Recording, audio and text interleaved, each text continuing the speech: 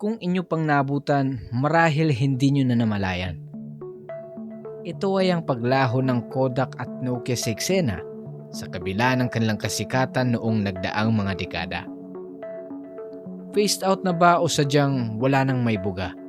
Ito ang kwento ng pagbagsak ng mga dating higante sa industriya. Malalaman nyo mamaya ang malaking pagkakamali nila at ang dahilan ng tila bigla nilang pagkawala. Malamang ang iba ay mawawalan na ng gana dito pa lang sa umpisa. Ngunit sa mga mananatili mula rito hanggang sa dulo nitong video ay inyong masasaksihan ang malaking aral na maaaring makaapekto sa personal na buhay nyo at sa inyong negosyo kung meron man kayo. At higit sa lahat ay upang maintindihan nyo ng buo ang kwento nang hindi matulad ang buhay nyo sa sinapit ng mga kumpanyang ito. Tara, magsimula na tayo.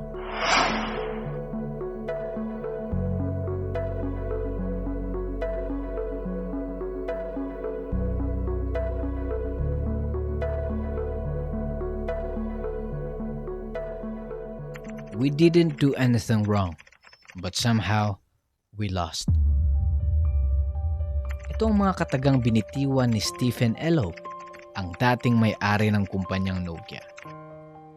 Sinambit niya ang mga katagang ito sa pagtatapos ng kanyang panghuling talumpati sa ginanap na press conference noong taong 2014. At noong panahong ding iyon, tuluyan na ngang napasakamay ng Microsoft ang dating nangunguna sa industriya ng cellphones. Bago natin tumbukin kung anong pagkakamali nila, alamin muna natin kung saan at kung paano nagsimula ang Nokia. Hindi pa Nokia ang pangalan ng kumpanya noong magsimula sila bilang isang paggawaan ng papel sa taong 1865 na itinatag ng isang inhenyero na si Frederick Edelstein. Pinangalanan ng kumpanyang Nokia sa isang tabing ilog na kung tawagin ay Nokian Virta na pinili ni Edelstein bilang pangalawang site ng kumpanya noong taong 1871. Nagpatuloy ang kanilang operasyon, nakipagpalitan ng komunikasyon sa iba't ibang kumpanya hanggang sa nagkaroon ng koneksyon ng Nokia sa kanila. Dito, nabuo ang Nokia Corporations sa taong 1967. Sa mga nagdaang dekada bago sumapit ang 20th century, pinagtunan ng Nokia ang electronics, cable markets at papers na nagresulta sa paglabas nila ng kanilang mga pangunahing produkto. Ito ay ang toilet papers, bisikleta, mga gulong ng sasakyan, communication cables, TV sets at military equipments hanggang sa taong 1979. Nakilala ng husto ang Nokia Corporations noong dekada 90 hanggang sa early 2000s sa kanilang produktong brick cellphone na kahit pa ihagis sa taas, ibato sa pader at gulungan ng sasakyan ay nananatili pa rin itong matatag at gumagana. Pwede ka ring pumili ng kulay at disenyo ng case o cover nitong cellphone na naging resulta sa pagkauso nito at pagtangkilik ng mga kabataan noon.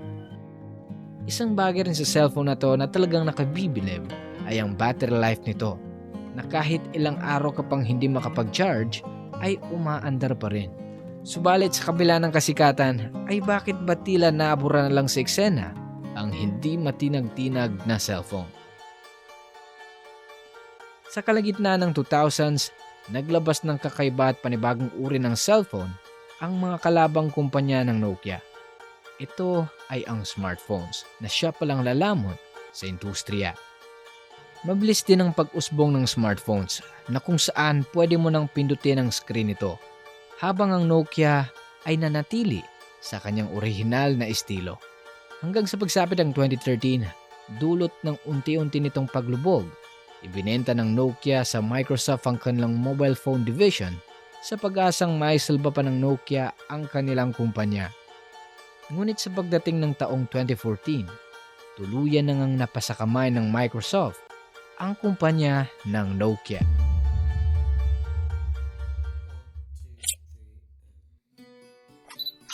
Sir, pwede po bang magpa-Kodak? Uy pare, kudakan mo naman kami oh. Miss, halika, kudakan kita. Yan ang mga salitang maririnig mo kapag may kukunan ng litrato ang mga Pinoy mula dekada 70 hanggang dekada 90. Tila naging isang tawag ang salitang Kodak kapag may mga tao o mga bagay na gagawan ng larawan. Ngunit sa kabila ng kanilang kasikatan, bakit tila naglaho na lang ito nang hindi namamalayan? Bago natin pag-usapan kung paano sila nawala, talakayin muna natin kung paano sila nagsimula. Ang Eastman Kodak Company ay isang pangalan na halos kasing kahulugan na ng litrato sa maraming henerasyon. Ito ay nagsimula sa Rochester, New York noong taong 1880 na itinatag ni George Eastman. Ang kumpanya ay unang tumutok sa paggawa ng mga dry plates na isang ganap na makabago sa larangan ng photography noong mga panahong iyon. Ganun pa man, nakita ni Eastman ang mga limitasyon nito, kaya hinangad niyang gawin pang mas simple at madaling maabot ng karaniwang tao ang pagkuha ng litrato. Pinangunahan niyang pagpapaunlad ng roll film. Pinalitan ang malalaking glass plate ng flexible film na ginawang mas madali ang pagkuha ng litrato para sa isang karaniwang tao. Ang iconic na Kodak brand at ang slogan na "You press the button, we do the rest" ay sumasalamin sa pilosopiyang ito, na binibigyang diin ang kadalian ng paggamit at ang kaginhawaan ng kanilang mga customer. Halos sa buong ika-20 siglo, pinangunahan ng Kodak ang industriya ng photography. Nagpakilala sila ng maraming makabagong ideya, kabilang rito ay ang Kodak Brownie camera, Kodak Chrome film, at Instamatic cameras. Ang pagiging dominante ng Kodak ay itinatag sa matibay na pundasyon ng pagpapaunlad at pananaliksik. Ito'y dulot din ng bultuhang paggawa at ang isang network na may kakayahang ipalaganap ang kanilang produkto na halos sa buong mundo.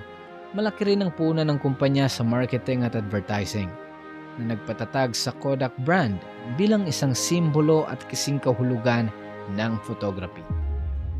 Gayunpaman, ang pag-usbong ng digital photography sa huling bahagi ng 20th century at unang bahagi ng 21st century ay nagdulot ng malaking hamon sa Kodak.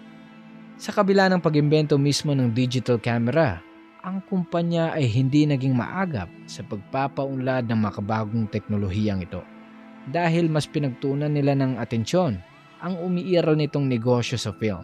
Kaya ang pag-aatubili na ito ay humantong sa seryosong pagbaba ng market shares hanggang sa paglubog mismo ng kumpanya. Sa pagsapit ng 2012, tuluyan na ngang nagsumite ng bankruptcy ang kumpanya ng Kodak. Ang mga kamaliang nag-ambag sa pagbagsak ng parehong kumpanya ay ang una, kabiguan na makibagay sa makabagong teknolohiya. Inimbento ng Kodak ang unang digital camera, ngunit nabigo silang samantalahin ang pagkakataon.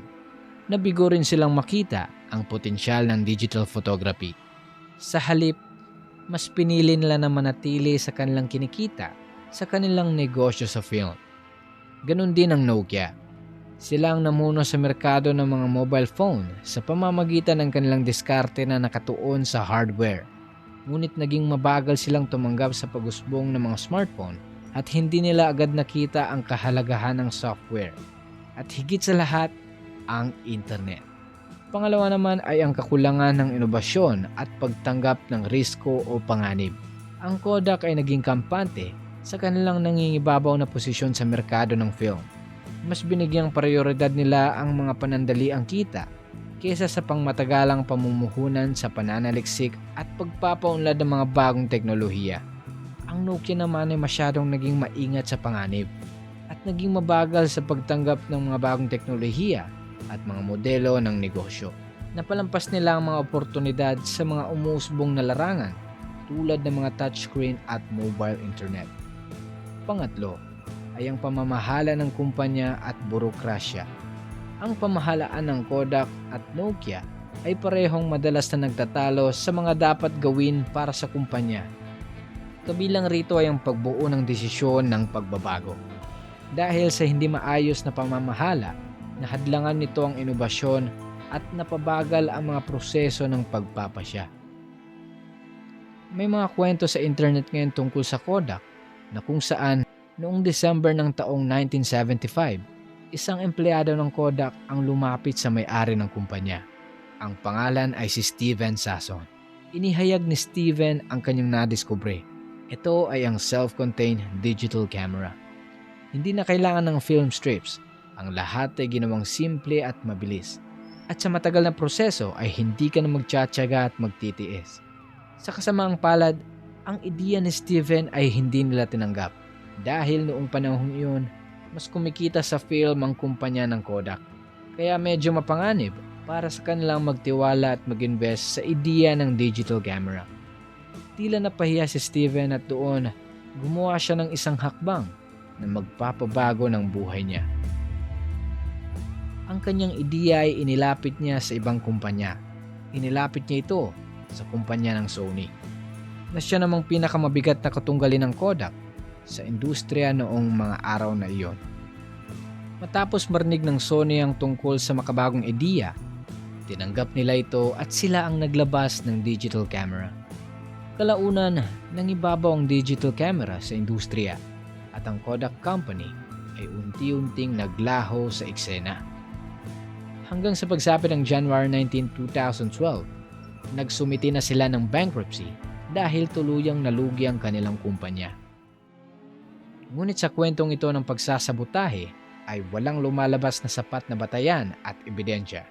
Kaya ito ay nahulog sa kwentong ginawa na lang para makontent ng iba. Mabalik tayo sa mga problema at pagkakamaling nagawa ng mga dating higante sa industriya. Pang-apat rito ay ang pagmamaliit sa kompetisyon. Minaliit ng Kodak ang bilis at epekto ng mga kakumpetensya nito, tulad ng Canon at Fuji sa merkado ng digital photography. Habang ang Nokia ay minaliit din ang pagsulong ng Apple at Google sa smartphone. Minaliit din ng Nokia maging ang kanilang kakayahang mangibabaw sa sistema at industriya. Panghuli, panlima. Ito ay ang kabiguan na yakapin ang mga bagong modelo ng negosyo. Ang Kodak ay nabigo na lumipat mula sa isang modelo ng negosyo na nakasentro sa produkto o pagbebenta nito ng film tungo sana sa negosyo ng pagbibigay serbisyo gaya ng pagbibigay serbisyo sa digital imaging. Habang ang Nokia ay tumutok sa pagbenta lang ng hardware at napalampas sa mga oportunidad tulad ng mga mobile application at mga mobile cloud services. Ang mga salik na ito, bagamat hindi lubos, ay may mahalagang papel sa pagbagsak ng parehong kumpanya. Ang kanilang mga kwento ay nagsisilbing babala para sa ibang mga negosyo tungkol sa kahalagahan ng patuloy na inobasyon at pagbagay, pangunguna at pagyakap sa makabagong teknolohiya, pagsubok ng panganib at pagtaguyod ng isang kulturang may eksperimentasyon, pagtutok ng mga pangangailangan ng customers at ang pagbuo ng maliksi at may pagkakaisang organisasyon. Sa kasalukuyan, ang malalaking kumpanya ay nagpapatuloy na sa operasyon. Ang Nokia ngayon ay pagmamay-ari na ng HMD Global na itinatag ng mga dating empleyado ng Nokia Corporations. Habang ang Kodak naman ay sumasailalim sa muling pagsasaayos at ngayon ay nagpapatuloy, ngunit nakatuon na lamang sa commercial printing at mga espesyal na teknolohiya sa photography. Ang malaking aral sa kanilang pasya ay huwag lang basta manatili at umasa sa kung ano ang nakasanayan. Dahil sa panahon ng teknolohiya, baka ikaw ay tuluyan ng mapag-iwanan. Dahil mas mangingibabaw ngayon ang mga bagay na makapagbibigay gaan sa iyong buhay. Isa pang halimbawa ng kakulangan ng tao na umangkop sa panahon ng teknolohiya ay ang pag-usbong ng drone cameras na ngayon ay madalas nang gamitin sa pagkuha ng aerial shots na bumubuo ng mga kaganapan na naaayon sa takbo ng isang kwento. Dahil sa drone cameras ay 2 tao ang nawala ng trabaho. Ito ay ang cameraman at ang piloto ng isang helicopter na noon ay kadalasang kinukuha sa pag-shoot ng mga larawan at pagkuha ng mga video mula sa himpapawid para sa isang pelikula at iba pa. Marami pang halimbawa ng mga kumpanya na nabaon at bumagsak dulot ng kakulangan sa abilidad na umangkop sa napapanahong sistema o teknolohiya. Ito ay ang Blockbuster Video, Borders Group, Toys R Us, Radio Shack, BlackBerry, at iba pa. Ang pamana ng Nokia Corporations at ng Kodak Company sa atin ay ang paalala sa kahalagahan ng pagbabago at pagiging maagap sa pabago-bagong sistema, hindi lang sa partikular na industriya, kundi sa sistema ng mundo. Katulad sa buhay ng tao, na kapag ikaw ay mananatili lang sa iyong comfort zone sa ilan pang mga taon, kung hindi mo mamamalayan, baka napag-iwanan ka na ng panahon. Ang misyon ng GEL Projects ay gawing disiplina ang inyong mga motibasyon sa pamamagitan ng mga aral na aming ibinabahagi. Kaya kung sa amin, kayo ay nakasubaybay, mabuhay. Dahil dito, kayo ay matututo tungkol sa mga aral ng buhay.